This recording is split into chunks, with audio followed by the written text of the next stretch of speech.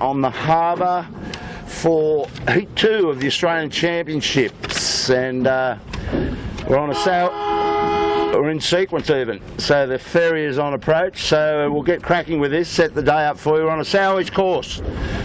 Great course this one, plenty on offer, overtaking lanes for Africa. We go off this start line, we're looking up to Shark Island, so the first turn mark east of Shark Island, down to Athol, under Spinnaker, back on a wind to Clark, Spinnakers, if they can get them on, there's a lot of east in this, down to Chowder Bay, back to Shark Island, turn mark, windward leeward, in that part of the race, and then back up the Shark, and then set Spinnakers to Athol, and then the race will finish on a wind off Clark Island, Warwick, Rooklyn. Welcome back, buddy. Interesting day, mate.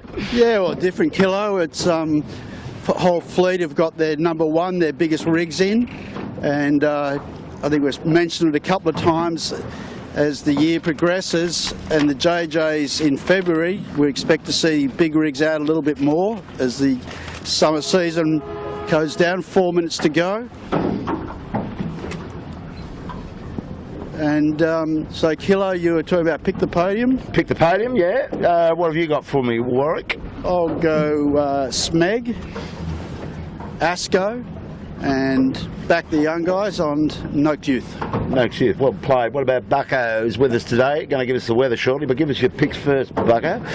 Well, it's interesting, isn't it? The crew's up to full strength, or getting close to Gilton strength, but today is going to be an awkward day, so I'm thinking Cooper's 62 Rag & Famish, Smeg and Colour 7. Gotta Love It 7. Okay, well, of course, Gotta Love It has got the full squad on today. They got Nick Catley back in the bow. Last week they had a bit of a downer because they had a couple of new guys, and David Gilmore and his mate Reese with Herman Senick. So anyway, they're back to full noise on their crew. I'm going David Witt. I like their confidence. They're all on bigs. They haven't done a lot of big rig sailing this year, but David, if this breeze picks up a bit, I think he'll overlap it just nice with that human counterweight weight of his. So I've got him winning it from Smeg, and Gotta Love It, I think, will get third. And this is going to be I think this race will go down to the wire for the podium. On the beat back to Clark Island, boys, I reckon it's going to be all on going back to the finish.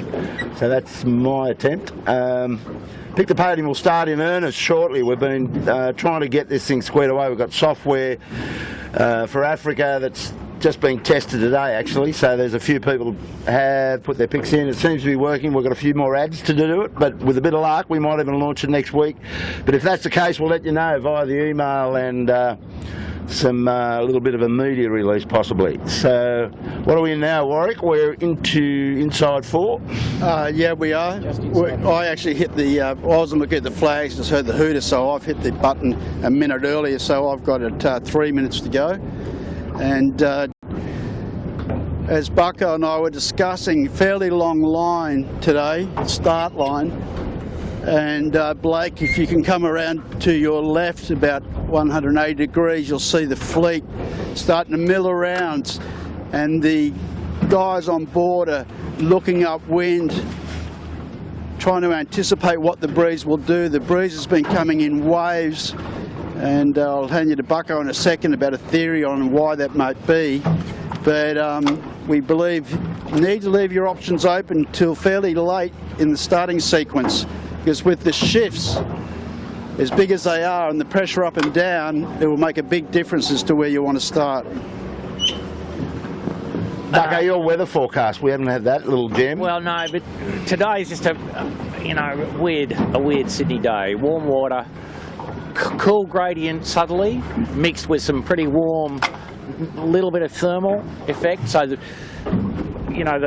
wind shifts that crews will experience plus or minus 30 to 40 degrees, and the winds trend from about 5 to 14. So the guy that can find the first bit of wind off the line will lead at the first mark pretty much. Well, I agree. Bucko's just pointed out how up and down in range it is, and the direction is likewise all over the shop. So the tough part here is going to be who can get a lane and get into some pressure, building pressure off this start line, and be able to get clear and establish something, Bucko. For the last 3 minutes, it's clearly favoured the boat end, the end at which we are. with some good right-hand pressure, and it looks just like less wind the further towards North Head you progress. So the right-hand side with more pressure and right-hand air. But that might all change. Are we inside a minute now? Yeah, that's the 1 minute to go. You can see where David Witt wants to set up. Yeah, we've got 7 and Appliances online. Appliances online, very advanced, very early. 7's going to go back with them. They were very advanced on the line. Smeg is holding their line. Appliances goes back. They will have starboard on 7. 7 will tack underneath them. 33 seconds to go. Appliances trying to burn speed here, same with 7, so they want to own the boat. All the favoured runners, I believe, are up towards the boat at this stage. Alcatel, a bit of bias in the line. They're looking all right. Cooper's 62, also looking okay. 7's gone, I'd say. Well, we can't see the bias. It's close. 7 seconds. Yeah, they're looking for an exit, Kilo. You're right. A lot over. This could be a general. Individual. Oh no. General. General recall. There's a pile of boats over. So let's stay on this and watch this, even though 7 were early. So I think Smeg was okay. So Yandu Smeg got a nice line. And further down, the boats at the leeward end of the line right now look very sick to me. Noakes Youth, Thurlow Fisher, Panasonic. Not looking good. So the pressure is definitely in the right. So they all get to have another crack at this. I got a feeling looking at that start between Appliances Online and Gotta Love It, Sevy versus Whitty, I think the gauntlet's been thrown down by 7 today. Do you get that feeling that they wanted to mix it up and get with them? Because David Witt is the form boat out here on AOL. Yeah, I would agree at the moment. He has been. And certainly, here we go again. I'll just hand you to Bucko for a sec while I reset the watch. This is going to be a hell of a race, the way I'm seeing it, and the attitude of that duo that I was just talking about, 7 and AOL, they'll be giving it to each other the whole way around, so that'll be fun. Yeah. And then and as the boys were saying, Asco, we were talking about before we came on air, Asco has got Fang, the mighty Fang from Perth on board. He's up in the bow with James Doran. That's a crackerjack crew. That's their lineup for the JJ, so at least they're happy to get their squad together. Same with Rag and Famish. Peter Harris came back into that boat last week for his first outing, and they had that incredible tangle on the Spinnaker halyard. They told us in the park, you spoke to him, Bucko, the tangle on the Rag last week was the tack line versus the... Yeah, no, halyard. Double knit and pearl, tack line and halyard around each other and through the perfect haul up pulley, so not a 5-minute job for extraction, and as mentioned, the owner operator had to go in and fix it himself, so interesting. Well, and the other news I can tell, I spoke to David Witt in the park. We were talking about gear failures last week when we were talking about Rag, but they've already got the 2 Tommies are working on doing some maintenance on that boat, getting it ready for the Gilton, and they've replaced David Witt's trapeze rope, she's gone for the 6mm diameter, and the other boys are on 3s. Well, that probably works out weight-wise. Doesn't it? I don't know what the braking strain is, a 6mm. Probably a couple of tonne. 6 tonne. 6 tonne, Bucko reckons. No, that's smart, see? Yeah, exactly. We saw poor old Rag last year break a set of trapeze wires in one of these. Took him right out of that race altogether. Not worth it. So 4 minutes to go and we'll do it all again. So what's going to be interesting for me is, well, firstly, I've got a question for Bucko. Do you think the breeze direction has changed between the sequences? Well, it just looks softer and... Gone south? We talked about, the right hand was there before, but softer, and that tells you that just maybe it might then flick hard left, you see, because the cool air which we're experiencing with the southerly wind, you know, the wind strength that was here 5 minutes ago has now disappeared. So we think we might see a left-hand shift up this first beat. But for me, guys, in this amount of pressure in this wind direction, it always comes in waves. It comes and goes. And for sure. so that's where, you know, we were talking before, critical to make that decision fairly late on where you want to start at the time. Warren, talking about that, look, Blake's got the camera on AOL. He's got his bow up to the south, so that's from the right. And if that little pattern there works out, David will definitely start on the boat, and that brings him to the other side of Shark Island arrangement, which we've seen quite a bit. Absolutely. Everything's going to be way difficult to work out what you're going to do off this start line. Well, for me, what it will do is, I think the guys at the leeward end, at the pin end on the previous start, probably saw that it wasn't that good for them. So there's a big chance that we're going to have a big scrap, a big fight at the boat, and I reckon she's going to be fairly chaotic this start. That's my prediction on this one. Another general, possibly? Absolutely, another general, possibly. And we can see, and Blake's looking back now beyond the boat, and certainly a lot more crowded in that space of water than it was in the previous start. So with just under 2 minutes to go, everyone's trying to find their slots early. Somebody's going to stuff this up, I've got a feeling. Oh, absolutely coming will. together, stuff up. Yeah, good, big chance. But looking upwind, I agree with Bucko. It looks a little bit soft in the left.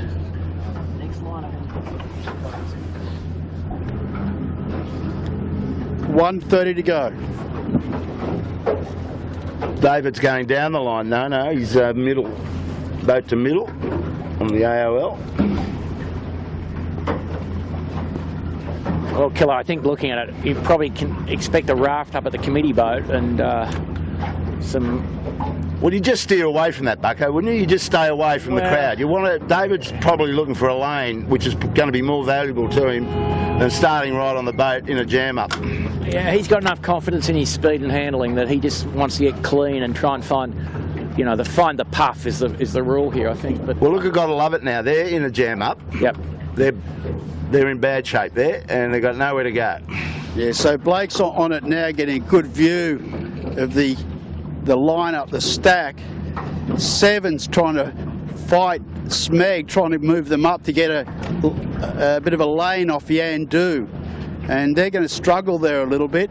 Thurlow Fisher, which is out of shot, which is okay just to fill you in, is a chance of overlay, but actually I reckon they're going to own the boat. They're going to have a good chance here. We're down to 18 seconds. A couple of people have shot down to the pen, but not favoured boats, being Ilve and higher. Thurlow, 7 seconds, a little early. A little bit of bias, I reckon Thurlow might be gone. Yeah, oh, they might get away with that. He might have got away with it. No horn. Clear start. Clear start. So Well Thurlow owns the start. They've got to really work hard to hold their lane. Compass has been hammered. Asco also too is getting hurt. Same with Panasonic. They're all having to do early tacks. Pure Blonde fighting it out with Smeg. Once again, John Winning on Yandu has done a good job. But Seven's getting a little bit of gas. Noakes Youth got a clean lane, punched out in the front, about the middle of the line, and just seeing Noakes Senior now starting to get gassed and infected. Well, it's just going to be interesting where the first bruise direction comes from. These boats are going back. Usually the boats that get a bad start go back on Port Tack to the south, and there goes Smeg now as one of them. Taking some steers. Kilo, if we have a look, new wind in from the right here, just the cruising boat to our right. I mean, away from where the camera's pointed, but new line of wind from the right-hand side. Okay, so Noakes having to take some sterns. Thurlow's really in a high mode, just main cranked on, trying to stay off Cooper's. Cooper's is putting the squeeze on. Then Seven now starting to advance on Pure Blonde, and a real gaggle here. Alcatel, Yandu, Triple M all slowing each other up.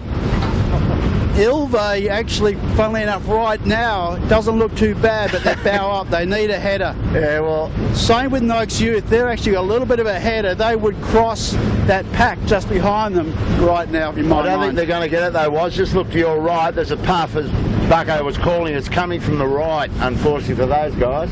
So the other blokes that went back, Asco, Smeg, how are they looking? Smeg's leading.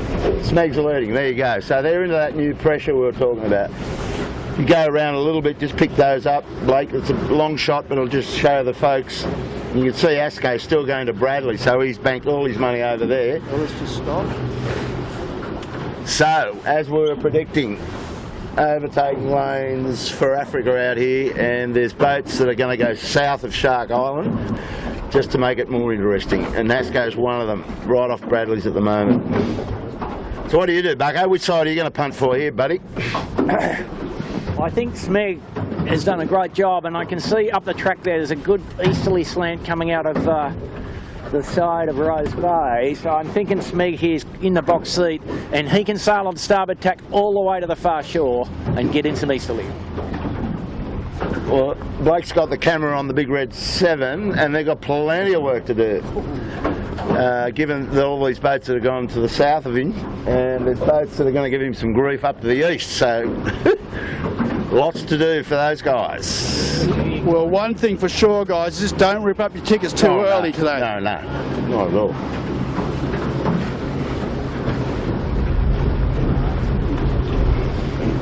So Asco is still going south. They're going all the way to Melbourne at this rate, so they're going to give it a big shot down there. We've got Rags and Panasonic coming back looking quite soft. Seven's going to try and cross them. Pure Blonde also pushing out. Smeg's got a nice little bit of pressure off our... If you come around, Blake, to your left, you've got Smeg on fire, in pressure.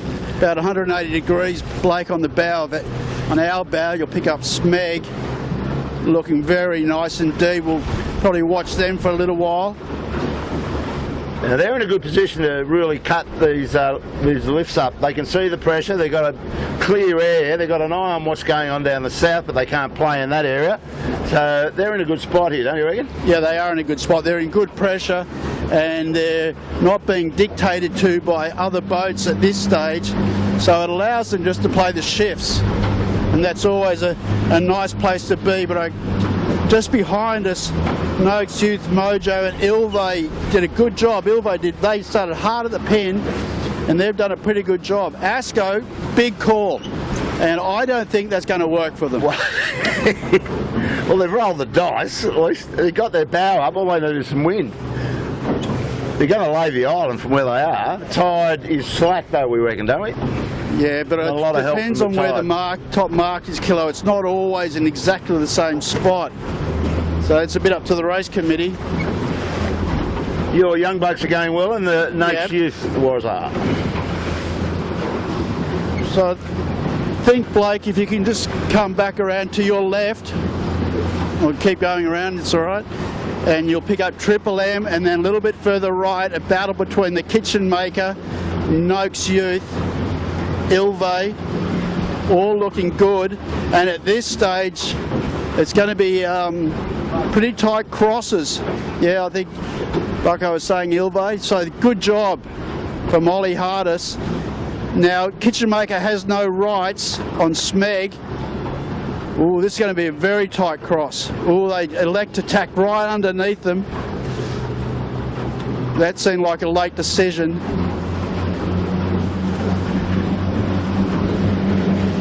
So the leaders Ilve, Noakes Youth, Mojo.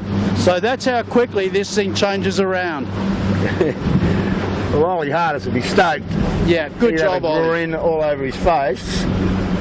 But he certainly, loves his sport. He works hard at it. It'd be nice to see him have a bit of success. I know he does it pretty tough at times, but that's encouraging for him. Mojo boys going great guns as well, was it? Yeah.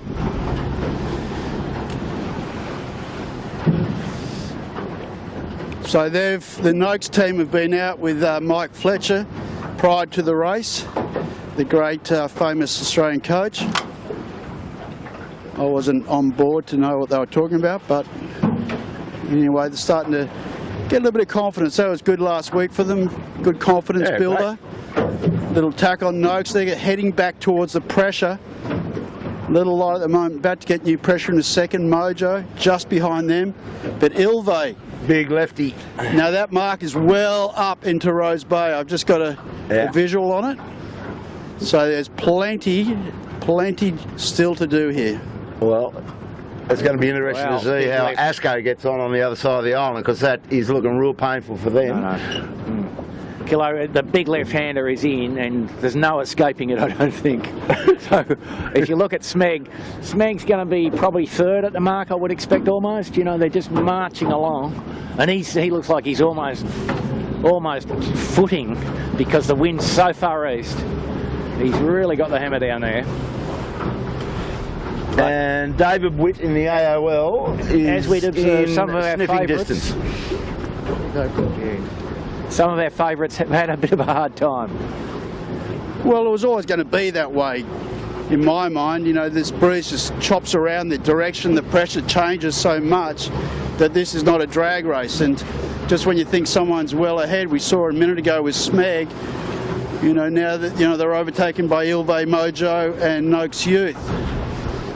So the kitchen maker probably getting a bit of gas off Noakes Youth.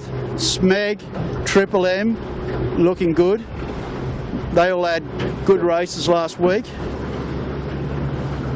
Well, there you go. Ilve's coming back on a righty, so it just shows you what's going on out here. Yeah, Bob, if you have a look up to the right, there's a good little right-hand puff coming out of the corner, out of the restaurant there. So breeze back to the right at the top. It's still hard left where we are, about 300 yards from the right edge. I did a fair bit of sailing for a fair few years in 49ers out of Wallara Sailing Club, and there's definitely two ways to approach getting up to where the mark is, and up the middle is not the go. Warwick, just turn around to your right and have a look where the big red 7 is. They're in another postcode out the back door. Yeah, they are. Yeah, they've been absolutely hammered, Kilo. But we're sort of focused on DeLonghi at the moment.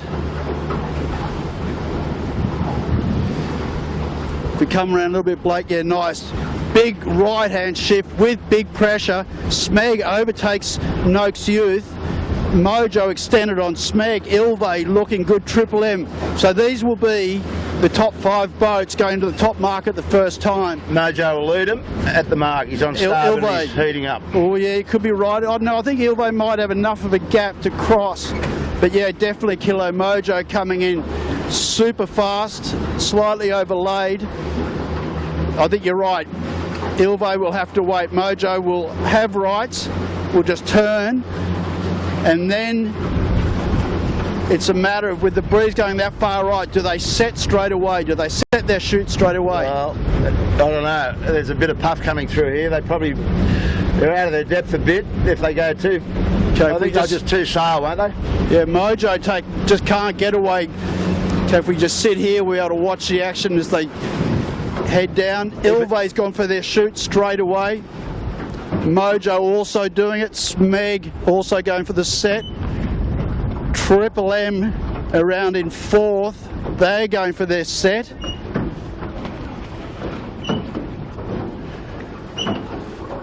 So good set on Triple M. Noakes Youth around next. They're going for their set. So they're all going for it. Ilve at the moment is being carted slightly, and Mojo is well bow up. So just shows the difference in the pressure. Have a go at Asco coming in here. He's gone via the Cape. He went through Melbourne about an hour ago, and now he's heading back to the mark. Yeah, well, he'll need a code 0 to get to the top mark there. So further than anybody else, though. Yeah, well. Okay, so that leading group has got a big break. And we saw Noakes Youth lost a lot of ground, just the last little bit there. That's how shifty it is. But they have a big break on the next lot. So Cooper's Rag and Famish around next. That'll be the second bunch with DeLonghi stalled out, just trying to get there. Oh. Don't want to pick up that anchor line around the mooring line around the fin. Asco. tacks inside, but will get rolled by Kitchen Maker. Ooh. Now, look at this. Watch Close these races, close right through all the fleet here. There's no. David's got a race on his hands with Michael Coxon, and the Panic Lumix is going to lead them around. So a lot of favoured boats, well back. Long way back, Kilo. And Johnny Winning got dropped off out of that, and got to love at 7. Where are they? There they are. Probably last. Stone. And I tell you, just to fill you in what's going up the front, is the leaders have actually got lifted, and Noakes Youth, who was just a little bit off the back of the leading pack, have just got major breeze and headed, and is getting leverage off that leading group. So it's really basically we've got 2 groups already happening right now. How tricky was that out of 10, was it? Was that a 9 out of 10? 7. Difficult? Definitely a 7 out of 10. Higher appliances having to do with weather set. Compass Global Markets also a weather set. So we'll let the images talk for a little while, and we'll go and catch up with the front guys. Well, I'll pick up. Blake can shoot some of these boats on the way through. Bit of a line-up here. I don't know who's steering the Compass Markets. Keegan York must be still away. Young Colt on the back of that. There's the fleet, all heading down to Athol, Michael Cox and David Witt, 2 of our favoured boats, lots to do. Asco went via Hobart and Melbourne, starting to make up some ground, coming up into the Rag, so you pretty much got them all. We're going to go through them and get up the front.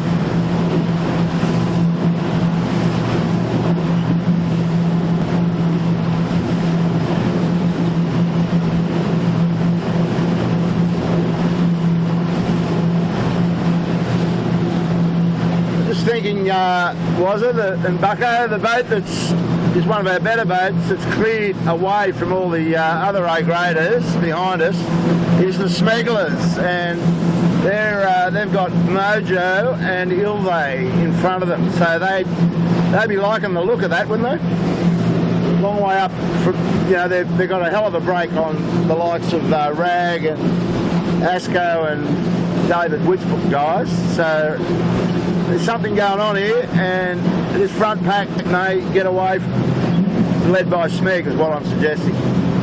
No, yeah, I hear what you're saying, Kilo. If you look at who can hang it together for the longest amount of time, in other words, till the end of the race, out of that pack right there, Smeg has proven they're probably the most reliable out of that pack at this stage.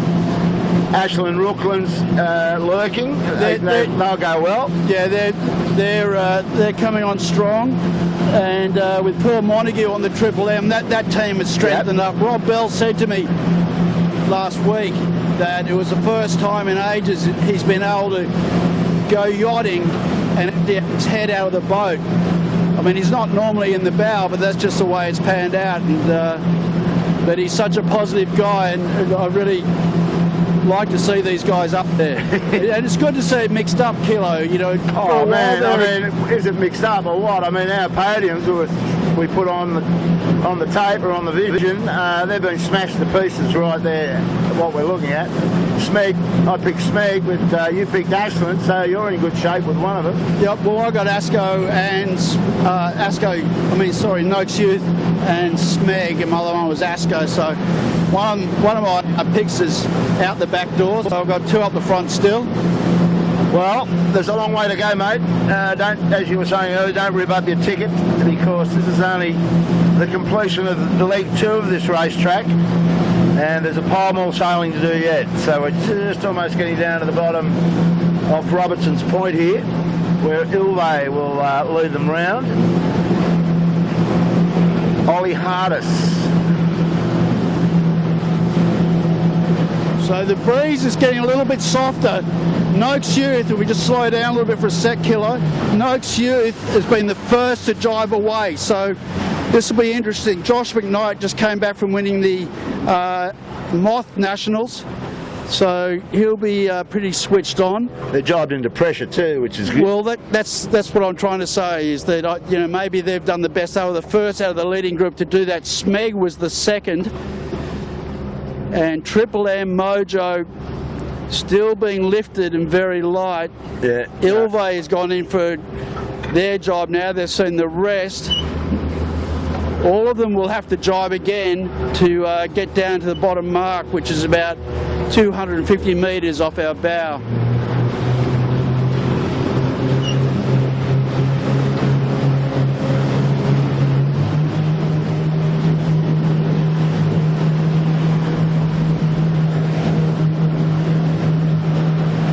I hope the Ilve boys can keep this together, because they've got a nice little break. Just got to get a nice smooth take down here, get back on a wind and enjoy the scenery.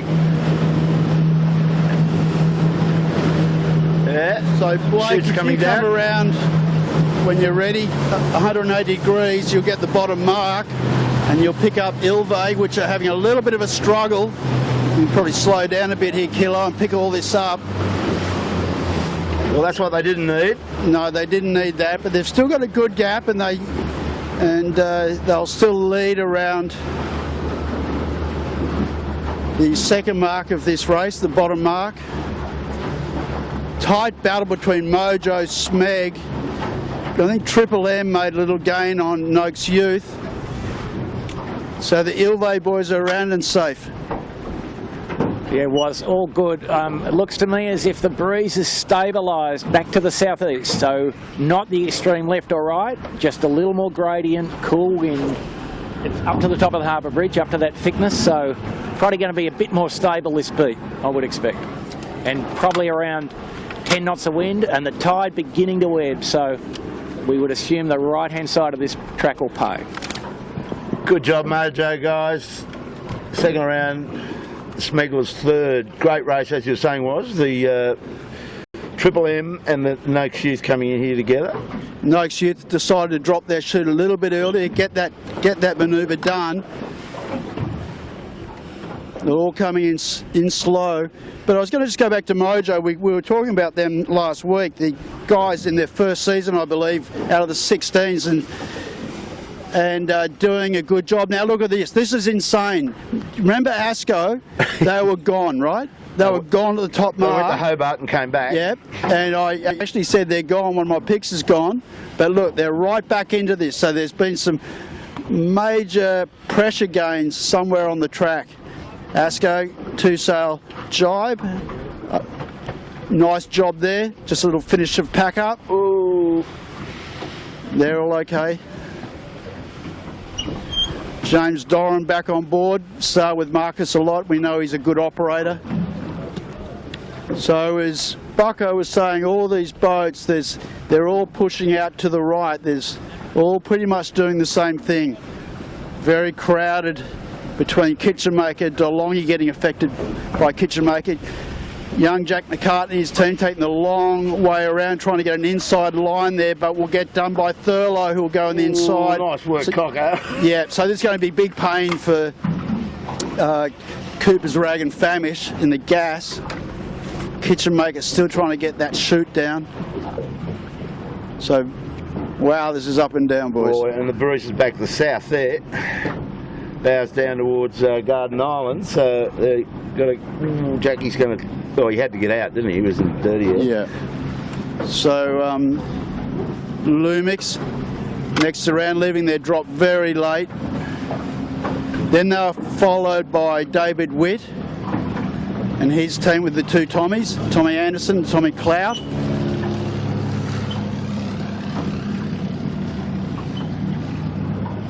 They didn't have such a good run down there. I mean, Michael Coxon was with them up the top, was he? Or?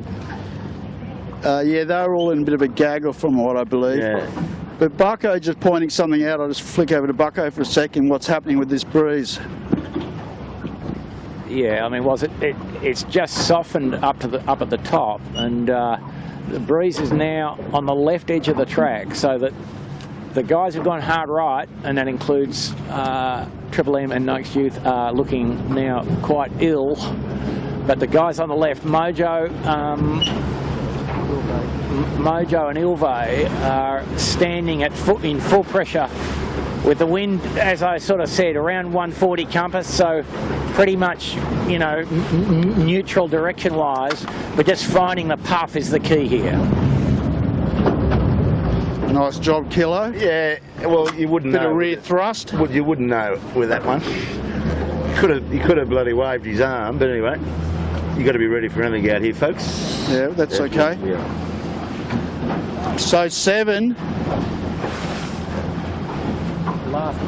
This is their lineup for the JJs. Sevy's just come back from the Australian Etchell Championship from a paid job.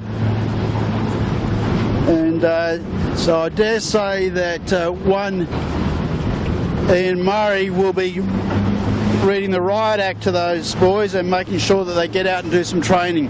So breeze is now increased. Now there's the riding moment, and Bucko, David was interested in you having a little gander at this setup. Do you want to give us your spoken appraisal, please? Hey, what are we talking about here, Kilo? The rig or the you know, belt size?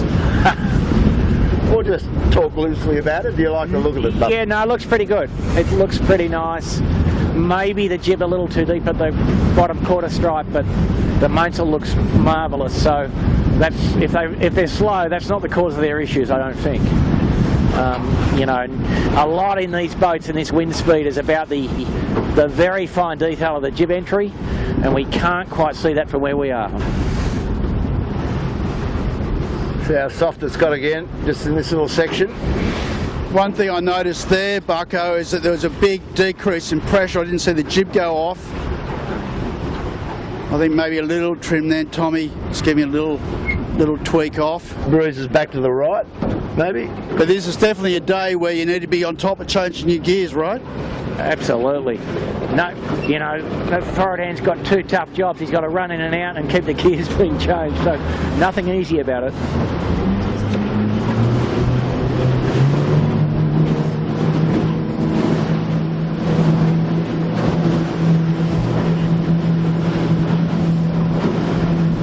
Now there's an interesting change come over the leader. Ilve is under threat from Smeg, was it? I got Smeg leading. What have you got?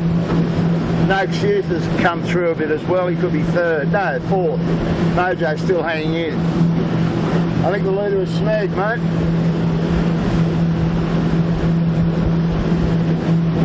Triple M hanging in there.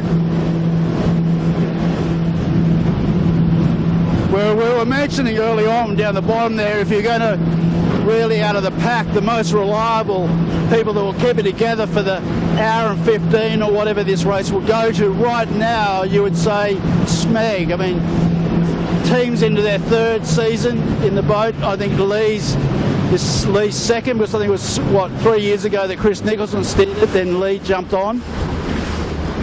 And you don't win as many 16-foot skiff nationals as they have by not knowing what you're doing. No, they're one of the best crews at it, without any argument. Mojo's doing a nice job. Noakes Youth, right up our ginger. Okay, we're focused on Mojo now. Well, Mojo could be into 2nd. They were 2nd around the bottom mark, but Smeg's got through them. Heat's coming on for Ilve. So what we just saw there was Smeg just do 2 little tacks to stay in the pressure, and he's put 100 yards on Ilve in 100 yards almost. No, I agree with that. And this is sort of like a carbon copy of what the work to the finish is going to be, you guys. The work back to the finish will be exactly this sort of up and down pressure and wind direction. So it should be a doozy. Buckle up, folks. This race ain't over by a long shot. But Smeg going nicely right now.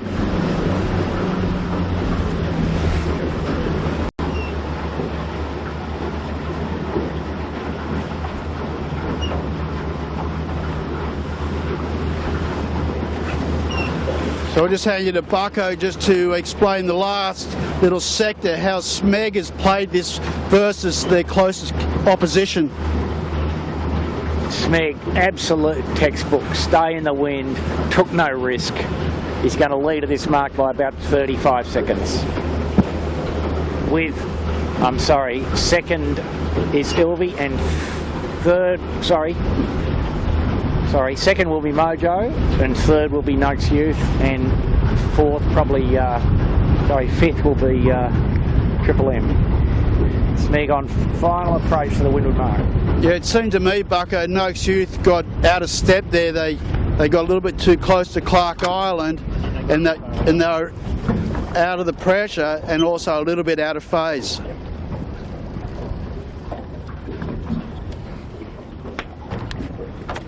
Lee Knapton, Ricky Bridges and Mike McKenzie about to launch into this next part of the course down to Chowder. They'll be looking at the angle and working out whether they can get where they can get a shoot on at some point. They've got some height that they're taking up at the moment, but there'll be a shoot come onto that boat pretty soon, I would have thought. Right about now. Mojo second. Great job, these guys. These guys are going really well, wasn't it? Kind of like what they're doing. They've definitely.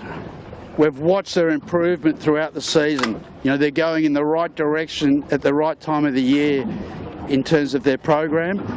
Smeg has set and is absolutely getting carted right now. Full left turn there.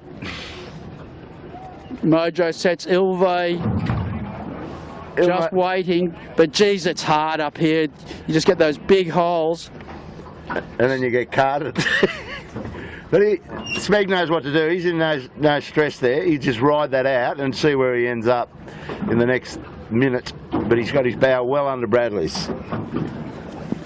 Triple M, Johnny Sweeney, Big Paul Montague and Robbie Bell are next around.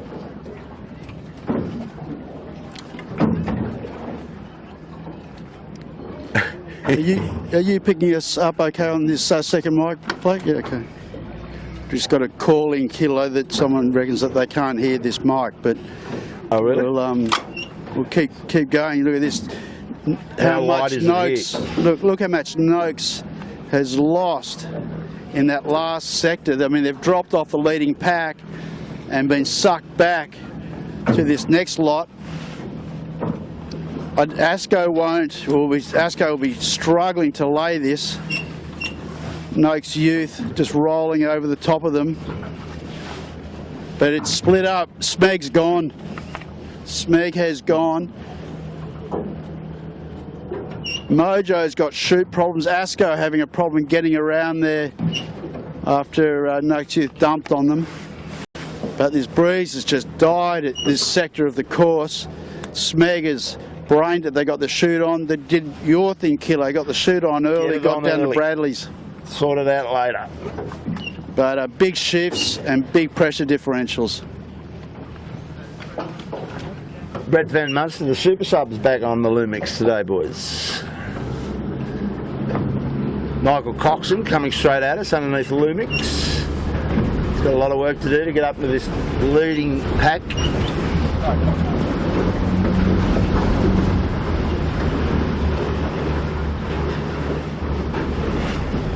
Very tricky this, isn't it? This two sail and this patchy air up and down.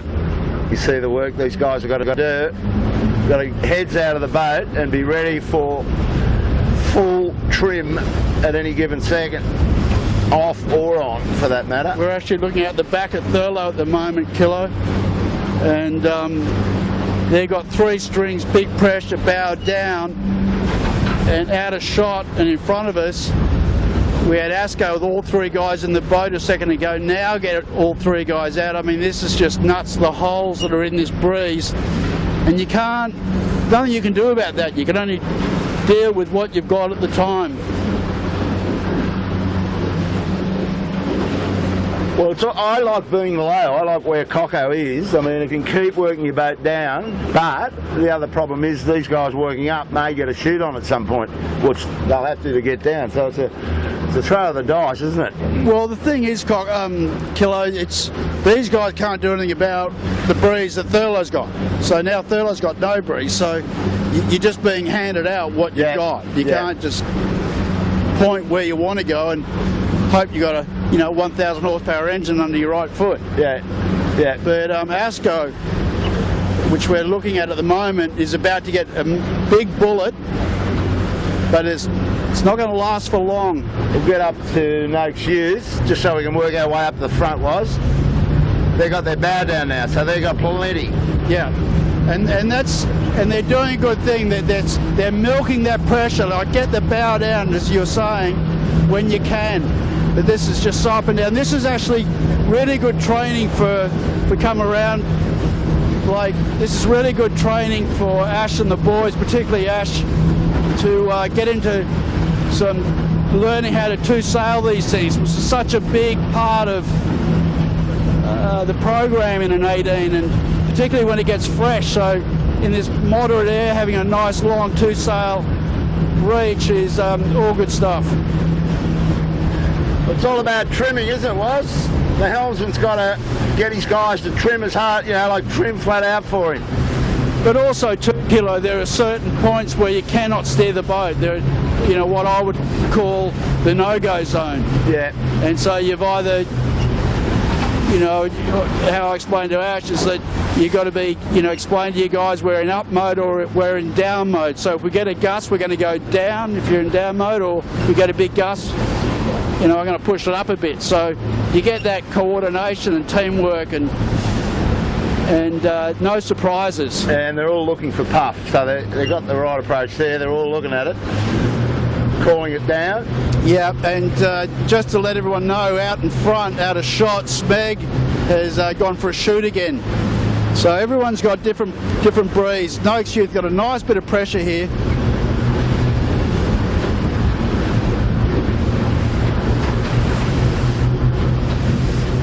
See them all talking to each other. They constantly got to keep the dialogue on. Everybody's got a contribution on these two-sail reaches. Triple M have gone for their shoot. Get up and have a look. So Ilve, good job, still hanging in there in second. Okay, now Noakes Youth going for their shoot. They were the first to, out of this group, to pull the trigger in where they were positioned. Mojo having a bit of either indecision or an issue. Okay, now windward set. Good job from them. Little tear in their chute. Okay, Ilve. Our leader's around the mark, so he's got a nice little break. That is luxurious at this point in time, but he's still got a long way to go. A lot of bunkers still left in this race. A lot of mouse traps.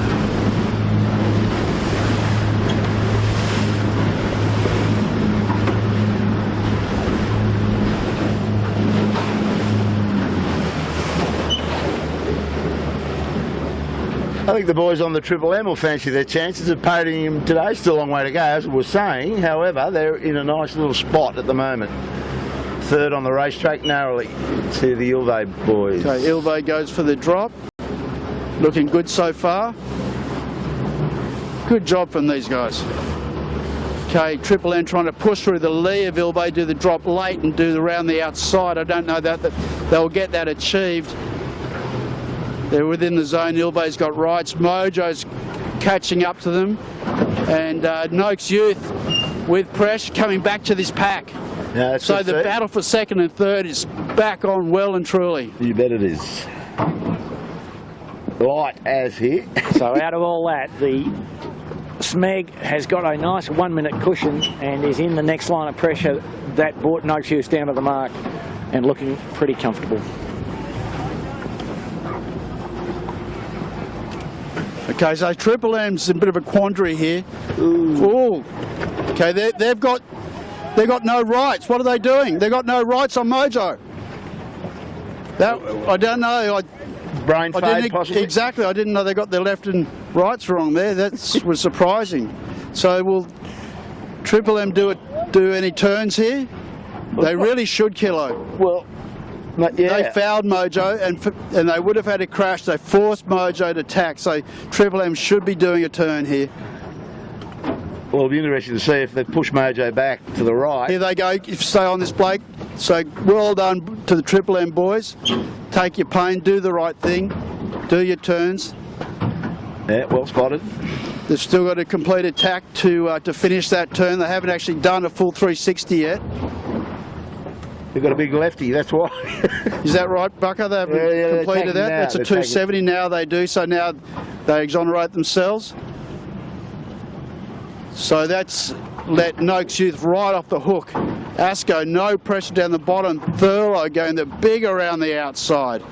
Asco's just stopped. Backing the jib. And there's a puff coming about 50 metres away. Yeah. Hell's bells. So Ilve out of shot, just braining it. They've got the big left-hander with pressure. David Witt. The race of his life, Kilo, at the moment. As he what? And David Witt's fully lit up, heading for the bricks. He's just slowed it all down now and dropped the chute, I think. No, still got it. Wow, what a split up of a fleet this is. Gotta love it. Trying to get back in. He's made up a bit of ground to David Witt. Two sailing down here. Yeah, they have Kitchen Maker. A little bit of an issue with their chute still. It's going to let DeLonghi go up the inside. Next around will be Pure Blonde. Then Jack McCartney. Johnny Winning on the Yandu will be next. Then Appliance is looking very soft and tight to the lay. This might let 7 slip inside Appliances. The 7 yelling for room. They're overlapped. They've got them. So Whitty's left that a little bit too late for the drop and left himself vulnerable. Yes, he did. Now, back up into Rose Bay. Plenty of snakes and ladders here, fellas. You just got to take it on, haven't you? Yeah. Got to get in phase, basically. That's all you can do. Absolutely. So there's Asco. Like 3 minutes ago, he had no breeze, couldn't steer the boat. Now he's blasting away in a big lefty, fully launched. So all these boats here are going to get that big left-hand effect. Well, no, his bow's down now. Well, it's just up and down, Killer. Yeah. As you said, it's hooking up the dots is not easy. And this time, just it'll be out of shot, but Smeg has really hit the Nielsen Park shore. So as we cruise our way back up through the fleet, we'll get a better indication of who's doing what. DeLonghi, very quick at the moment. Got Yandu on your port.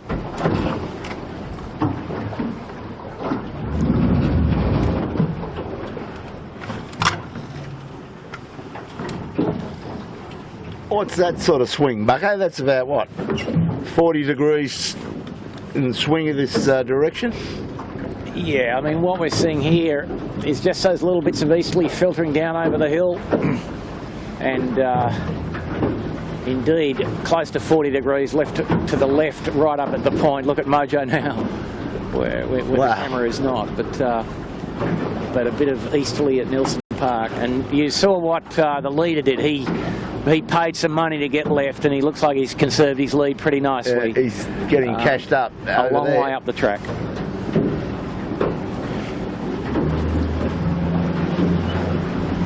One of those days.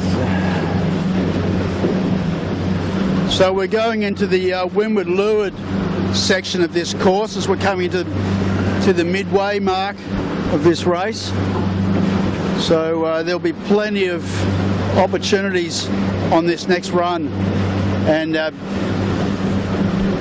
have to be very mindful of managing that, staying in the pressure.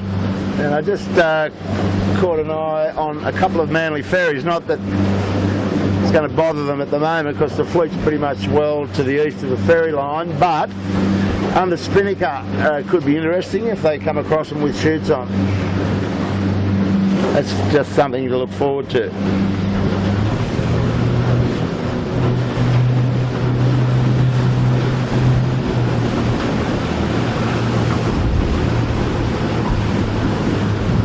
Do we know who's steering the DeLonghi today, was it? Yeah, I had that a second ago. Grant Rollerson and on the sheet.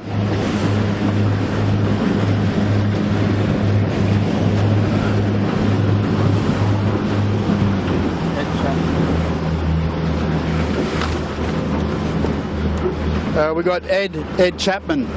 Ah, he's a good moth sailor, isn't he? I think he's a there's moth so sailor. many Chapmans around. I know. I get confused with them. Yeah, you're dead right, but I think he's a moth sailor from my limited knowledge on moths, and Rollo was over there in Perth sailing in that Australian Championship, as was Josh McKnight, as we know. He won it. And Noakes getting back into this front end of this race again, was it? Liking the look of this. Yeah, the boys are doing a good job of hanging in there. And I tell you who's made Thurlow. big gains. Yep, right onto it, Killer. Thurlow, Michael Coxon, with Trent and Dave O'Connor, they've made big gains. Lumix also. So they're bringing the pressure back to Triple M, to Mojo and to Noakes Youth. Noakes Youth just tacked in pressure at a shot and Mojo's becalmed. This is nuts.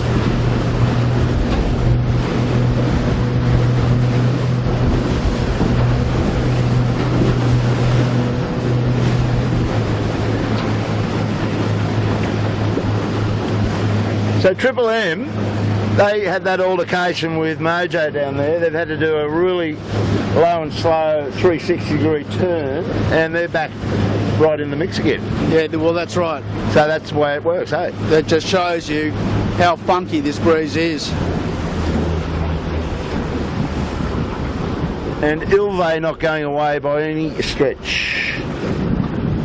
So the Smeg and Ilve are sort of sailing on their own at the moment, and the sort of battle really for third place as it stands right now is a good one between Triple M, Mojo, Lumix, Thurlow Fisher, Noakes Youth, and Asco just snapping away just behind that lot.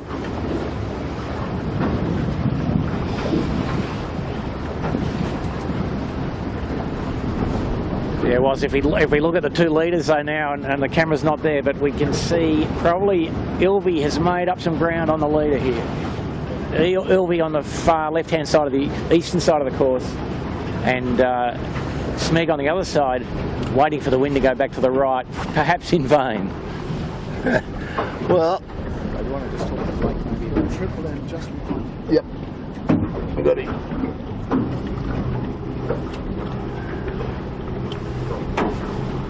I'm going to put this yacht up on the bricks.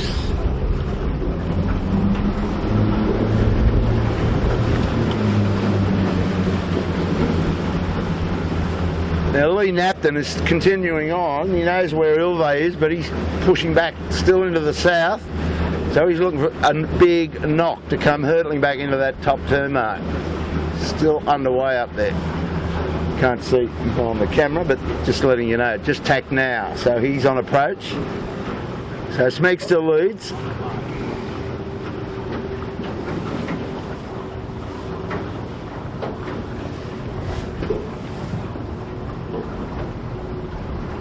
I've got to say I'm super impressed with Ollie Hardest today on Ilve.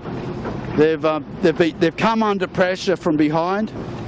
You know, they led early, but lost the lead, but then had a real chance to fall back behind a group. But they've actually extended again on the pack, so they're doing a heck of a job. Well, it just tells you there's some good conversations going on with the crew. That's what it'd tell me. Who's the sheet hand? I speak to him in the bar. I just don't know his name, or it's not on the tip of my tongue. But he's done a lot of skiff miles, that guy. And Ollie's no slouch, really, in dinghies. But it's just the 18-footer tends to be a little bit difficult in the fresher stuff for them. But today, it's right up their alley.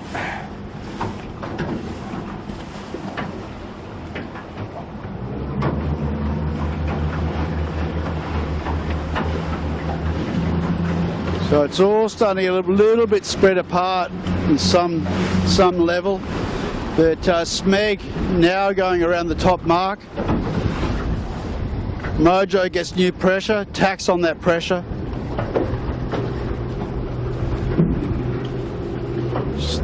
Breeze is still a little bit left. They're quite ahead of the Mojo boys at the moment. So, to me, this is where the pressure comes on Lee Knapton and his guys. Nice lead, but which way are they going to approach this run, this dead VMG run down into Taylor Bay? This is a tough one. They'll continue on starboard jibing, which they are now. They're coming into better pressure. They'll milk that pressure, wait for it to go behind them, which it hasn't yet, and then they'll be looking for the jibe. I expect that they'll push out pretty hard that way. No, well, in fact, here we go. They're jibing now, so they're happy with what they got. Well, the big danger is if you just, while you're clicking the black dots, you end up out of pressure, and the other guys that have got something can really carve you up in a hurry. Yeah, come from behind, yeah. Ilvay around, nice job. If you just nice come around to your right, Blake, you'll pick up our second place person, Ilvay, around the mark. A little bit of an untidy set, but they've got a big gap to the third place boat at the moment, being Mojo.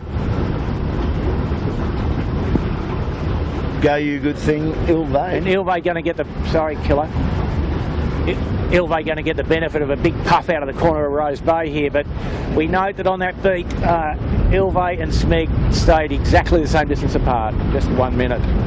But they appear to have distanced themselves from the rest of the fleet a little further. Yeah, definitely extended, haven't they? Ilvay was a little bit more lifted than Smeg when they come around, but so back at the, this is for me the halfway mark of the race. Mojo in third. Thurlow done a good job, is it Thurlow? Yep, Thurlow moves up to fourth, has pushed Noakes back. Triple M coming in a little bit higher with good speed, and I think we'll roll Thurlow for sure. So Mojo third, Triple M fourth. Solid job from those boys hanging in there. Thurlow Fisher, good comeback. Lumix, I think, will also probably get ahead of Noakes Youth. Okay, Triple M go for the jibe set, as does Thurlow. They've actually noted Mojo is very lifted, bucko. Very lifted and light, so maybe that's what they've seen. Well, and there's good little pressure just up where we are. Got a problem with Asco, haven't they? Or no, they're free. They cleared them, so better set. Better set on Thurlow. They roll over the top of Triple M. That was tight.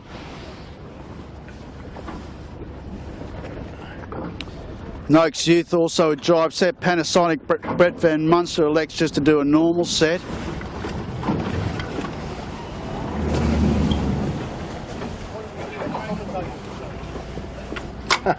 Siddle. You're trying to mark his boat.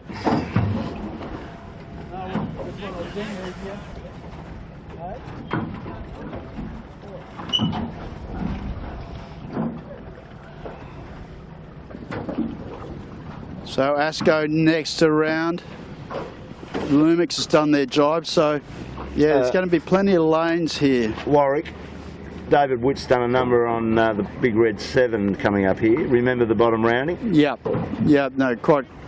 Yeah, it's not a simple drag race today, that's for sure. Now, Asco, I noticed, got a lot of vang off. Whether they've elected to do that on purpose or maybe something's gone, not sure. So Jackie McCartney coming up, will come into shot in the second. DeLonghi jibe set. So this next little battle is between Nick Daly on Pure Blonde. They've got Darby. Nick's got rights. He could have pushed that. If he wanted to, he could have pushed that. But David picks up. Let Jack off the hook a little bit there and then stuffed himself. Then Appliances underneath Pure Blonde. They'll probably go for a jibe set, get away from that. Yeah, they do. So this is all over the shop, eh, boys? Get down the front and have a look. Smeg is getting way down there to that turn mark, so they're clearly taken off and did a good job connecting the black dots. No problems at all. So they've escaped again.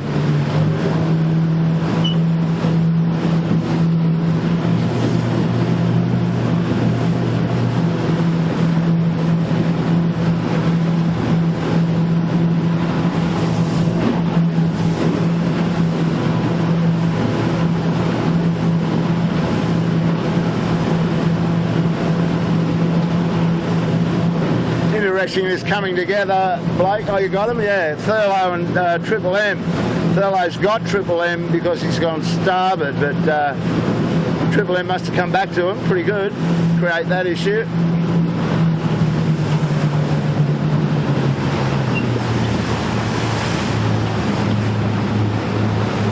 Yeah, so it's still pretty tight between Thurlow and Triple M. And if we remember that Thurlow came around the top mark with Triple M, did a slightly better set and rolled them. Just saying, Wazza, you were talking about Asco had a problem with their boom thing. That's the Marcus Ashley's in the boat tuning that or fixing it, and James Doran's got the helm. Yeah, right, gotcha.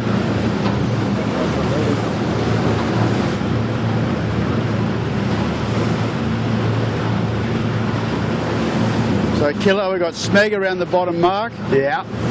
Ilve still got a very solid second.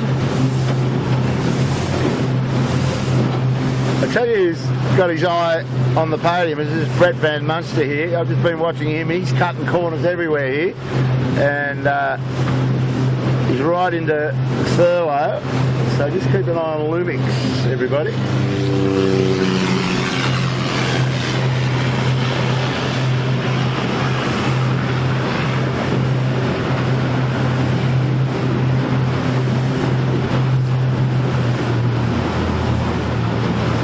So where does this put Michael Coxon as we look at them here? Has he got into third place, possibly? Yeah, possibly, because Lumix actually has come to them, brought the breeze down. Triple M and Mojo ran out of pressure. Triple M's coming back with no pressure, but they should get the pressure in a second. What do you reckon, Bucko? Well, you know, it's just a good line, and the boats go downwind faster than puff, so the guys on port will be in front here, I think. Ooh, it's getting close now, though, isn't it? Wow. So there's plenty of yelling going on. Triple M coming in with rights. Okay, Thurlow's going to jibe, so Lumix. Well, he had Mojo. Lumix crossed, but Thurlow didn't. Well, he had Mojo to worry about as well, was? Yeah. So Lumix sort of thread through the eye of the needle there. Thurlow had to respond to Triple and Mojo. And I tell you, we come around to the left, Blake, you got Noakes Youth coming out of the clouds with no rights coming back to this pack.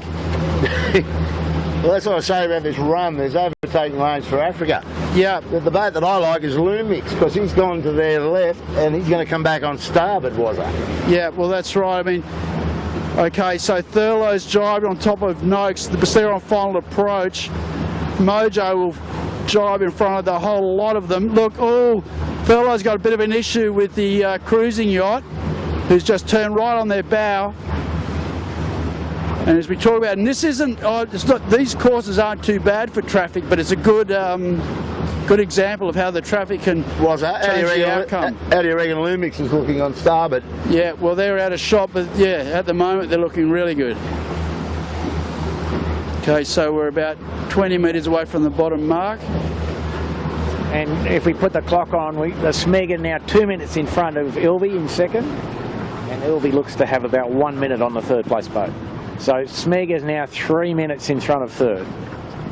So the rich just getting richer. It's about to get really busy here, fellas. Mate, this is full on for third place. And the question in my mind, and with no disrespect, can Ilve hold on? Can they keep it together? Because this pack is intense. Well, we'll find out, because this is the chasing pack. This is the fight for the podium, folks, right here.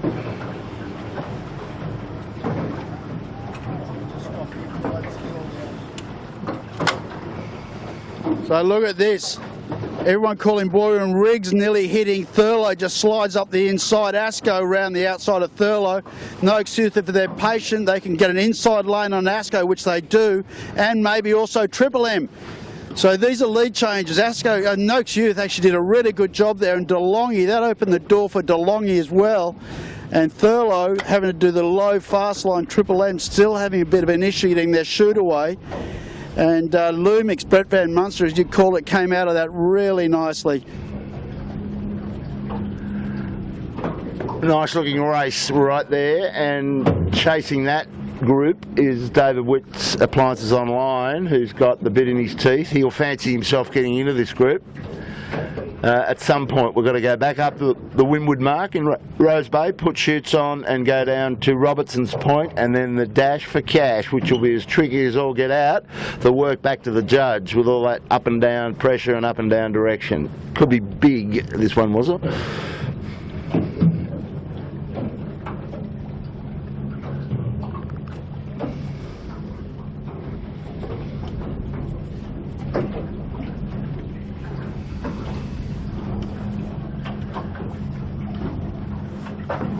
Something happened to Pure Blonde down that run. Remember that they were sort of on the back with DeLonghi, I think, and they've just got absolutely hammered.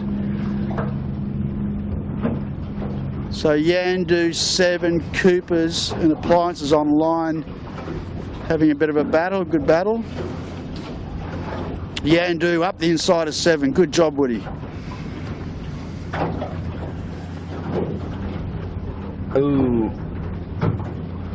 Well, the Bruise right now is sort of a little bit in the right, and there's enough there. They've all sort of just stood on right across to Steel Point, Bucko, and that's not a bad thing. It sort of gets them across there without too much pain, and then you saw Asco flick over. He's just getting you out new air over there, the new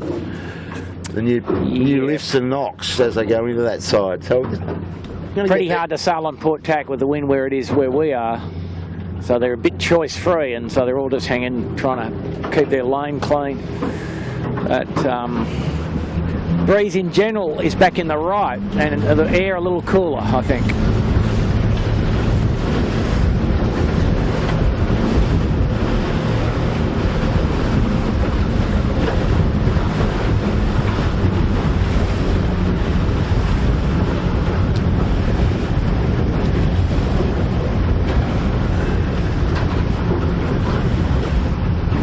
Sevy doing a little bit of high mode sailing there just to give some grief to John Winning Senior in the end. They go good in that high mode. They know they can get it cranked on, can't they? Yeah, well, they've still got rig adjusters on that boat too also, so you know, they probably change that powering up and is that what they're doing? Gears, okay. I would say. Not exactly sure that set up the big fella. The hydraulics got banned, and his next system he came up with apparently got banned, and so I saw him working away at some other system. The man doesn't stop. Another bigger and better mousetrap.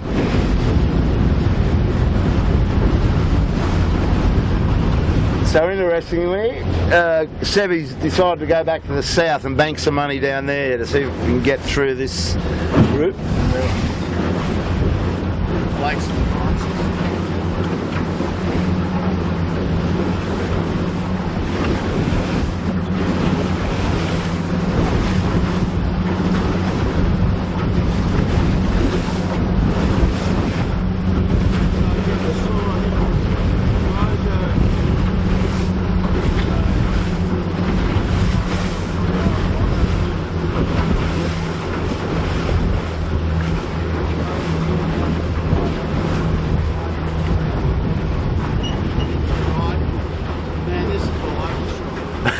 All day.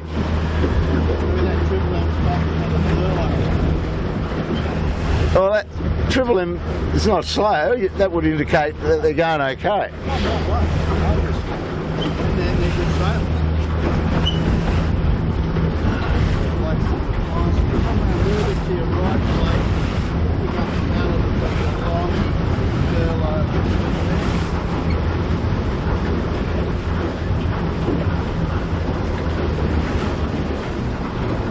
Well, these three boats you're looking at are in contention for the podium. And Mojo, just to our right, don't worry about him, but he's just on our 3 o'clock to our bow, is in third position. Well, the breeze, if you think about it, Bucko, it's basically changing almost 100%. Like it's going from like 4, maybe 5 knots up to 13 knots in the gusts. I mean, like that's sort of, you know, doubling your wind speed depending where you are. It's pretty tough conditions. I just suggest that Blake, if you come around to the right, you might have a good long shot there of Asco. Asco, hard right, might have pulled the rabbit out of the hat here a bit. They're in good pressure. He's gone back to Hobart, Bugger. Yeah, he's gone via Melbourne to get to the top mark, but he's in pressure. There's pressure here now. Well, he's dragged young Ash Rooklyn with him. Yeah, but he's looking pretty good. And the breeze now back to about 160 compass, which is probably, the average is about 160, which is further right than it's been all day.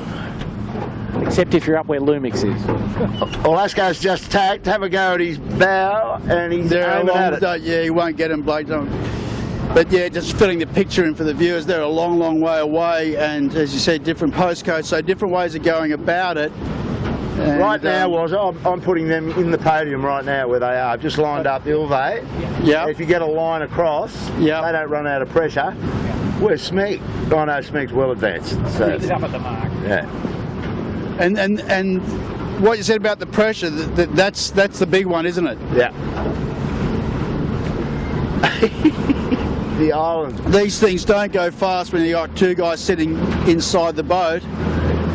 And you get 3 guys stringing ease a little bit of main, and the boat speed differential is enormous.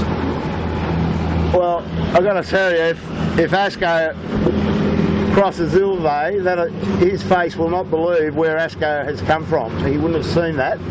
And if he can get up there. You're right, Kilo. Like if you were to draw a line right now, and Asco's now is hidden behind the island, but will pop out anytime soon as we watch Brett and the boys chip away at this. But now Ilve is up, so plenty of stuff going on all over the course. But the leader is in a different stratosphere. He's shoot on and heading for the bottom mark, so I don't expect him to have too many problems from this way forward unless a Manly ferry lamps him, and I don't think they'll let that happen. So great race, Lee Knapton, Mike McKenzie, Ricky Bridges, very solid, very strong, very composed today. So we've got to get there. So Lumix just comes into new pressure, takes off again.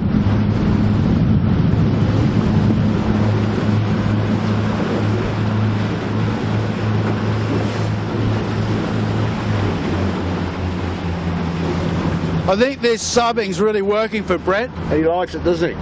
Well, he doesn't have to worry about it. You can just go to work and then come down chilled out on Sunday and bring his game face on, and he's certainly been doing that all season. Hello, Asco. Yeah, so we're going to get a story in a minute here. Blake, just come round to the right, you'll pick up Asco, who's come from Melbourne and the Dardanelles. So they've gone around the other side of the rock. And they are in third position right now.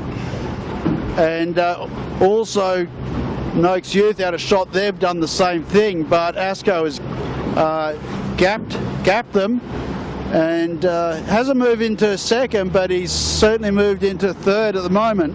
So this is, except for first place, and really Ilve in second has been super solid there.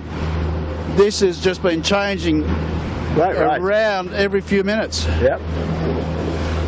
But the Asco boys will give themselves a bit of hope here. I think they'll fancy themselves to get a second, particularly up that last beat, going back to the finish. Plenty of ups and downs and snakes and ladders in that section, as we were talking about.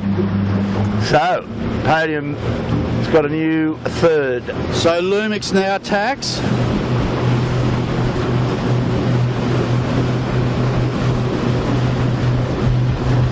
We just said maybe 150 metres away from the top mark.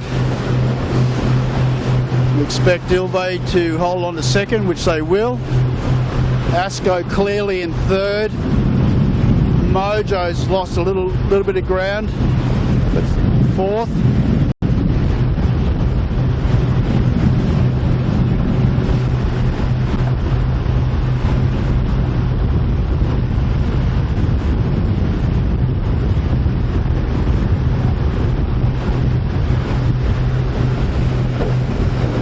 I reckon Asco was should be given the play of the day for that little effort, was it? Yeah, well, he tried it the first time, didn't work for him, but they stuck to their guns, and it certainly worked for them that time. And given they had a breakdown going down the run the last time, the VMG run, they were doing repairs to the Vang. Well, they were lucky it was a sort of a fairly light air VMG run, so they could operate those repairs without being too affected. Ilve going for the set. I'm seeing a bit of renewed energy on that boat now. They've been invigorated. Get that chute on, complete it, and that will be not a bad set. Good job, boys. Smeg's under the Harbour Bridge.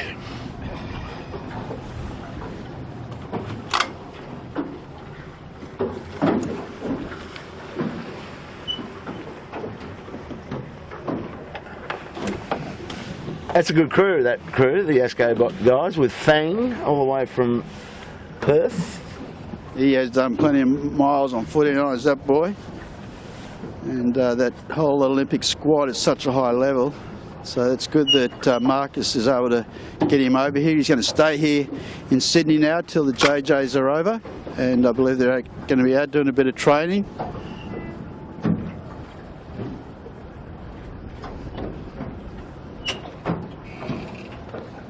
And Super Sub's got the Panasonic still in the hunt for the podium, but Asco is in third, so he's got a bit to do, as is the Mojo guys. They've had a great afternoon out here. So this will be with the forward hand and sheet hands for the set here.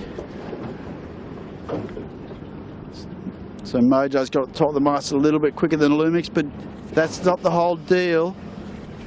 Okay, now Mojo's done. So we see Brett's, he's pushed up hard. So this will be interesting to see whether they sort of battle each other and take themselves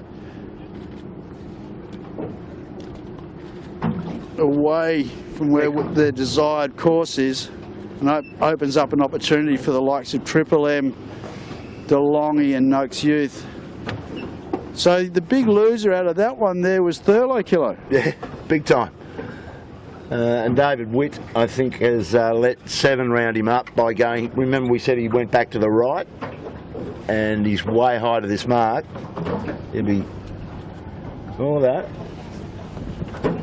He's on starboard. And the Cooper 62 hasn't had the best of beats either, just quietly.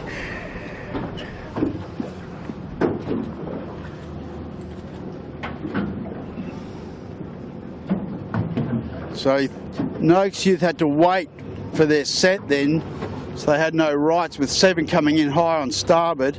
That delayed their set. Nice tack. Did you see that? So yeah, that's tough, hard around.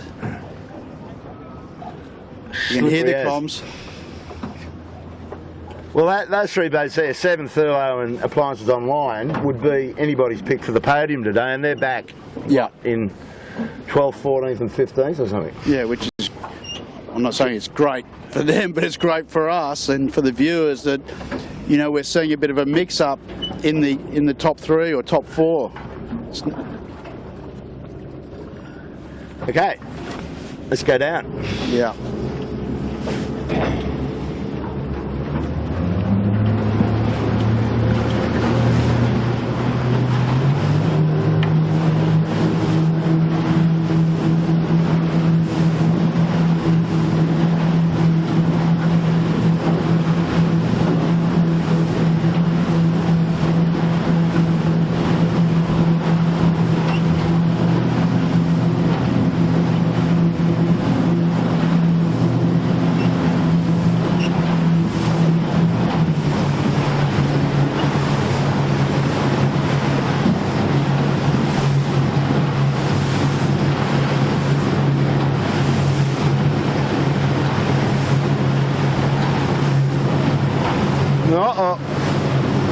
This is nuts. You see like 7 just charging in there full pressure.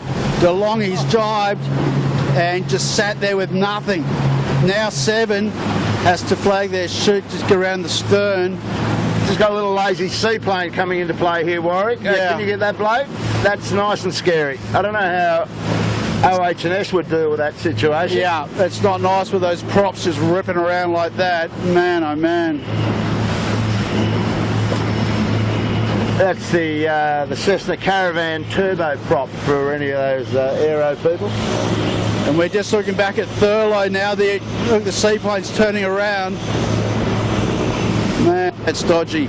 And 7 had a bit of an oopsie in that jibe there. Thurlow's jibe back. The seaplane's doing full 360 here, and they've got David Witt coming down. I don't know whether the pilot can see that. I mean, They get a little gust off the prop wash, you reckon? yeah, well, Whitty's on the wrong side of it, but yeah. They got reverse thrust on those things, which helped out a bit. Jesus, Brett's everywhere. Like Noakes Youth just jibed into nothing, and Thurlow's got ahead of them again. This is all over the place. Well, the interesting one is up in front, was it? Asco has been overtaken by Mojo. So he's back to 3rd. And Brett Van Munster whipping his charge. Oh, just continues to change. This race back to the judge. I wouldn't like to pick the podium from here, would you? No. Well, I tell you, the tacticians are going to have sore heads at the end of the day, because they'll all have had plenty to think about. Well, the tricky part hasn't started yet. They've got to get down around this bottom mark and head for the judge, and there's plenty on the table.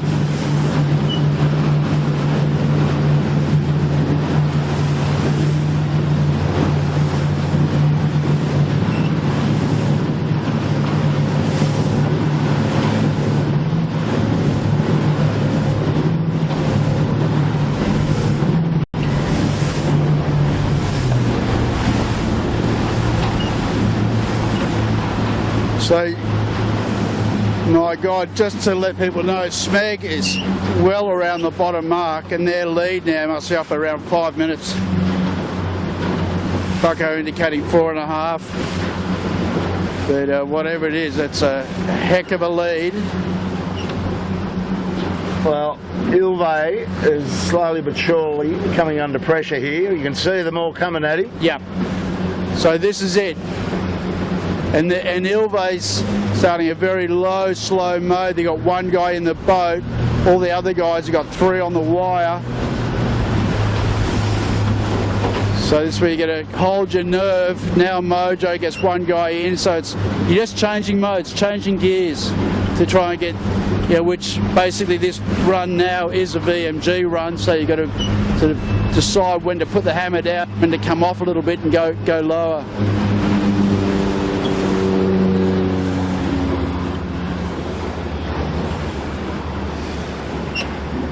Plenty of heads out of the boat here.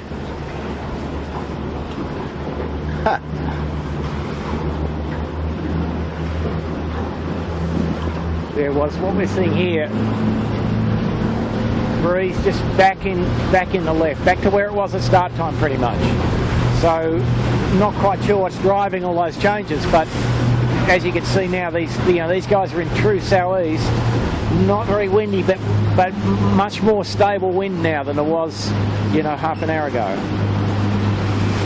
But having said that, and what's out of shot, Bucko, and I can see you watch Thurlow is on the opposite jibe to this group that we're looking at, but on the same course. Oh no, they're not. Sorry, they're on the same jibe. Sorry, I got that wrong. My bad.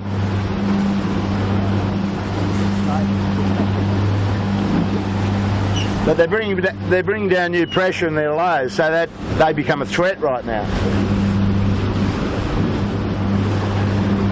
Yeah, well, it's just you got to deal with what you got at the time, and I suppose keep saying, and it is changing a heck of a lot.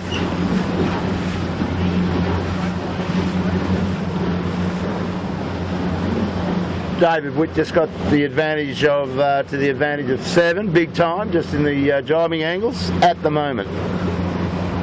Clear across 7.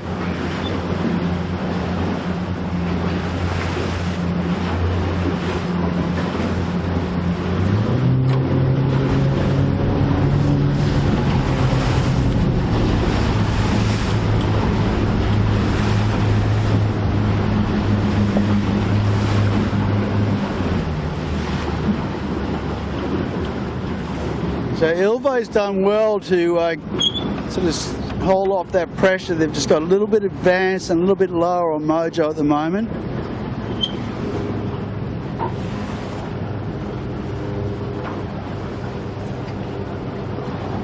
Well, Ash Rooklyn is way across on the other board. He's on port jibe, and he's still going, and he's going to have a long way to come back. Yeah, I mean, you'd think from here Ilve might fancy their chances just to do one more jibe into the bottom mark and keep it simple and get around the bottom at least in second place. But there's not a lot of wind around at the moment in all reality. Well, look at Michael Coxon now, bugger. Yeah, well, Cocker, he's come back into it. Surprised, didn't quite pick up what happened there with Noakes Youth, but geez, they went totally different course, and I don't know, you probably can't pick it up, but now Asco and Noakes Youth are basically bow on bow, opposite jibes. I mean, it's just all over the place. But I think Noakes Youth has lost out to 7 and DeLonghi perhaps. But as soon as we say that, it's going to change again, that's for sure.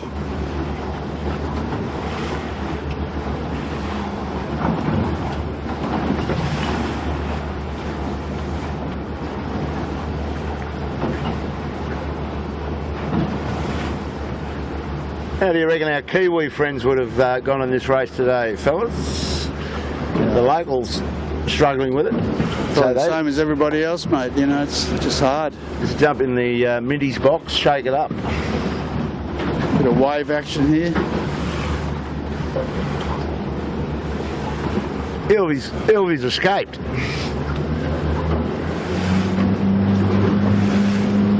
He's dead set escaped those boats.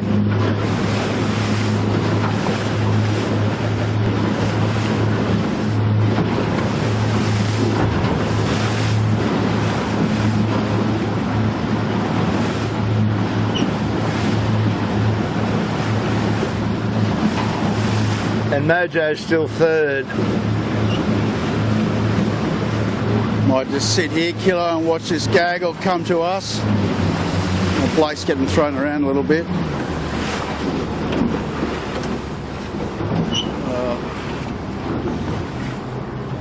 Go Ilvy. He's held it together all day. He's just got to get it over the line. Yep. Mojo the same. Well, Mojo doing a very late jibe drop. They were going for that, then I'm not too sure who called it, but told them to wait. Okay, they got away with that. Left a little bit of gauge open, but had a chance to get a little bit tighter on that mark. Lumix, Brett Van Munster moves up to 3rd. Thurlow going the wide line around. That Thurlow was a huge move there. If you think back to them coming down past Point Piper, they were locked together with Gotta Love It. Now, yeah, but let's watch this. Asco's in here. Lumix is slow. They'll turn the wheel. Thurlow, Asco around the outside. Asco will have the opportunity to get inside Thurlow here on the lane. Do they hit the back of Brett? Yeah, they gave him a tap. A little love tap, was it? Yep. Okay, then Whitty done a good job. So Triple M's been spat out the back of this battle. Yeah, it has. Yeah, Noakes Youth's been hurt a little bit too, but will be next around.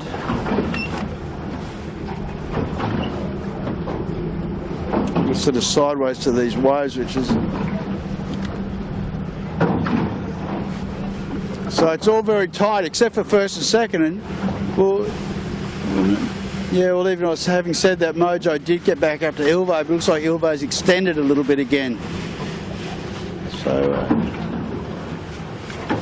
and there's a split David Witt, Appliances Online, ASCO, they've headed out to the left-hand side. How bad down are they? Yep. Well, they'll be hoping to find something soon with pressure to get back on, and the rest of the boats are just heading up to the south. So final leg. Wow. Well, we know who's winning this and will win it, and we know potentially who could come second, but I hope they do. But the Wheels have still got to stay on that ship. He's gone to the south, hasn't he, Warwick? Yeah. Ilve? Yeah. He's led them out to the south, and just out of shot, ASCO and Appliances have also. ASCO and Appliances have also attacked now. I've had to put a bit of hammer down there to get out of the way of the kitchen maker. And They're still in one piece? they're still there. And they didn't yell at us.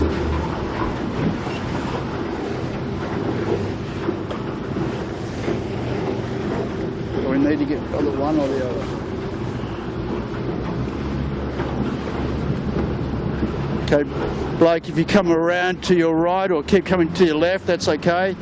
You'll hook up with the battle between ASCO and Appliances Online.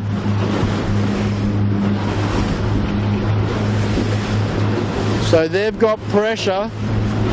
That's what they were looking for. They were looking for that pressure and a little bit of a lefty, and they've got that. Well, right now where we are, they look like they've sailed around Mojo and Panasonic. If you get a line up there. Don't know, they're a bit bowed down to them. But the big thing is, which is out of shot, is Ilve is very bowed down and soft, and a lot of the boats have lifted up inside them, so they might have a bit on to hold on to that second place, I think, Killer, unfortunately for them. That's what we were saying. This is the hard, the bit going back to the finish is the tough bit. Yeah, but these two do look good, don't they? They look like they've gone around them from where we are. Yeah, I agree. And it looks like they've got pressure. Looking upwind, looks like they've got pressure for a fair while as well. So now ASCO really wanting to put the hammer down, just try and advance a little bit in front of Appliances and put a bit of the burn on Whitty. But Whitty's got full riding moment, they've got full power. Just having a little bit of a conversation with the boys. I think if we slide forward a little bit, Kilo, we'll sort of get a clear indication. Now, coming back, so they're still across. Yes, yes, good call. And these boys have got their bow down, so it's come back that south. Okay, see, look at this. We've got a match race going on. Appliances. Oh, they went to tack, did a dummy tack in the end. ASCO tacked, then they went back. So ASCO is putting the burn on, and Whitty had none of that. I'm going back again, so that was good crew work, good communication from those guys. Yeah. Well, Whitty has got a sniff of this still. This podium I'm talking about. Yep, yep. And there's probably another half a dozen boats that fancy themselves as well. Yeah, well, they're just crossing Noakes Youth now.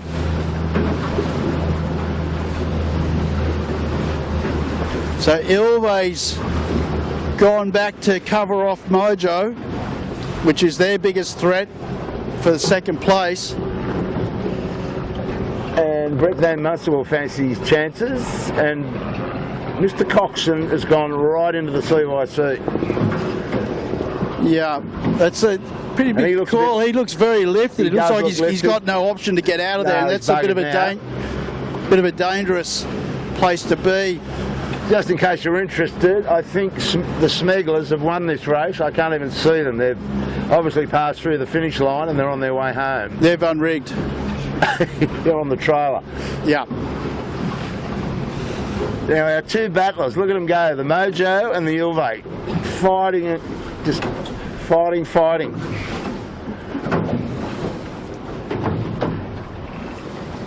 Well, it's good to see that we're getting that depth in the class, guys, that, you know, there's not just a preordained outcome. Gotta love it, 7. Mojo, good pressure here. They've got a chance to come around the front of Ilve. You're going to get a little bit of gas off. I think won the Hobart race in the 1970s sometime, the Great Pasha. Michael Coxon's going to go the other side of Clark Island, fellas. 1971. Is that when it happened? There you go. I heard they went way to sea. Bucko, you've been a historian of the Hobart and weather routing. They went nearly New Zealand and came back in, I believe. Exactly correct. Michael Coxon, fellas, over to the right, is going to go the other side of Clark Island to the finish line. Wow. The Ilve here looking pretty good though, I think. It's hard. They've been fairly careful here and done a pretty good job. Mojo, I'd say, is a great threat. But anyway, let's see. And the thing is, Kilo, like, where Thurlow is, if they do, they'll have to set a chute to get to the finishing line. I'm telling you, to go around the top of Clark Island. They couldn't So- tack, they had nothing to come back on. Well, he had a crack, we'll give him that. So confirmed, Smeg first, Ilve. Keep it together, boys. He's giving it his best shot. He's Looking at- delayed. I think looking at their first podium, Kilo, for sure, wouldn't it, in the championship? Oh, yeah, definitely. And I think Mojo thinks he can come second here. Yep, Heat 2 of the Australian Championship.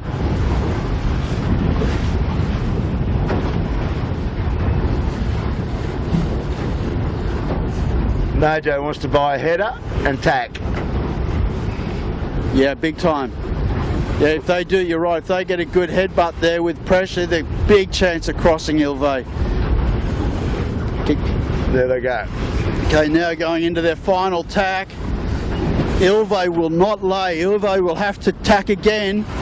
Ilve has rights, but no, I think Mojo's done enough. There you go. Yep, Mojo's done enough. So Mojo moved into second place there. Well, they deserve that, as does Ilve. Ilve deserved to win the race, but just the Smegglers. They've done a great job. Oh, they've done a great job. Third place to keep it together in that tricky stuff, and they were the real pin end boat at the start, and they stuck to their guns and it pulled off for them. So They got a great congratulations. line, yeah. Well done.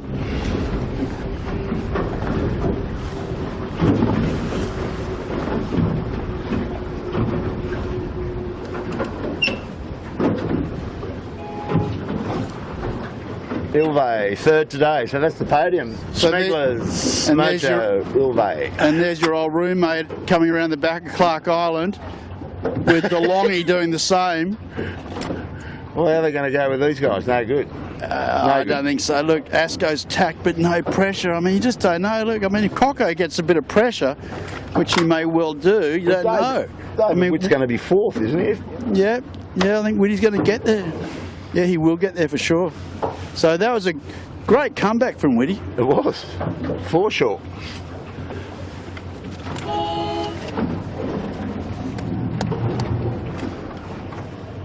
He'd be happy with that. Absolutely, should be. Locked horns with the big red 7 on numerous occasions. Look, Coco out of the clouds. Thurlow. But he's going to get Asco. You got that, Blake? Yeah, So- Thurlow. Fifth today. Unbelievable. That's bizarre. That is not textbook stuff. It was not a straightforward day. DeLonghi, really, no, Triple M, then DeLonghi, then it'll be Lumix, and then it'll be tight between 7 and Noakes. Noakes sort of fell out of that last lap, didn't they? Noakes Yeah, Youth. the last run under Spinnaker, they sort of got split up a bit. Yeah. I think they might, well, we'll find out in a second whether they've done enough with the 7. Yeah, 7 will get there. Ooh, it's tight. Yeah, 7 will get this. 7 got in trouble at the start. Yeah. They just couldn't buy anything to get going with, like a lot of other boats. So it was one of those days. They would just take that on as a training day, wouldn't you think? Well, it is what it is, Killer, you know. Rag and Famish has had a down the back of the fleet look at the front of the fleet. So they'll be potentially the next across. And we might just reverse out of here because Kitchen Maker coming in higher than we are. Okay, that was an interesting race. We suggested it was going to be up and down. It was. It's all on the video. Thanks Wazza, thanks Blake for squeezing the trigger, thanks Bucko for coming out. Not sure if, I don't know how I feel about that, I feel a bit worn out, really. There's too much going on. Anyway, that's what it is, and we'll see you down here next week. I think next Sunday, yeah, that'll be us, and it'll be the third heat of this Australian Championship, and see what else we can put on the table for you. But that was certainly through the cat amongst the pigeons today. See you back in the park. Can we turn this live stream off, fellas? That'll be a good job. See you then. Bye now.